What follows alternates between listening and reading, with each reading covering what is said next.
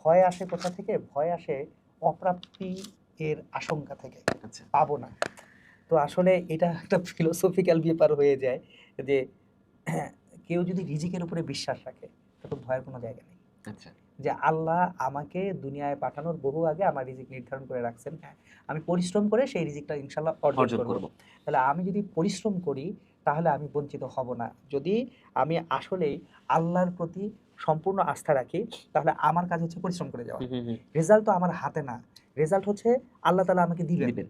তাহলে আমি এখানে জাস্ট যেহেতু কথাটা আসলো, আমি এইখানে একটু অ্যাড করব, এটা সবার জন্য, গার্ডিয়ান হোক, স্টুডেন্ট হোক। আমার জানা মতে দোয়ার ৩টা স্তর আছে, ৩টা লেভেল। তো প্রথমটা হচ্ছে দোয়া করলাম, আল্লাহ তাআলা কবুল করলেন এবং আমি পেয়ে গেলাম।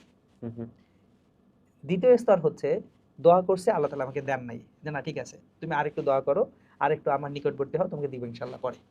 এবং অনেক সময় যেটা হয় যে হয়তোবা এই মুহূর্তে একটা জিনিস আমি পাবো না, কিন্তু দোয়া করতেছি এটা আমি পাবো পরে। কারণ বান্দার দোয়া কখনো ব্যর্থ আল্লাহ তাআলা করেন না। মানে আল্লাহ তাআলা বান্দার দোয়া কবুল করেন। ৩ নাম্বার মোস্ট বিউটিফুল যেটা, সেটা আমরা আসলে আমাদের মধ্যে এখন চর্চা নেই। ৩ নাম্বারটা হচ্ছে আমি আল্লাহর কাছে চাইলাম, আল্লাহ আমাকে দিলেন না, উনি ওইটা জমা রাখলেন পরকালের জন্য। এখন আমাদের সকল ফ্রাস্ট্রেশনের কারণটা হচ্ছে আমরা দুনিয়ায় পাইলাম না।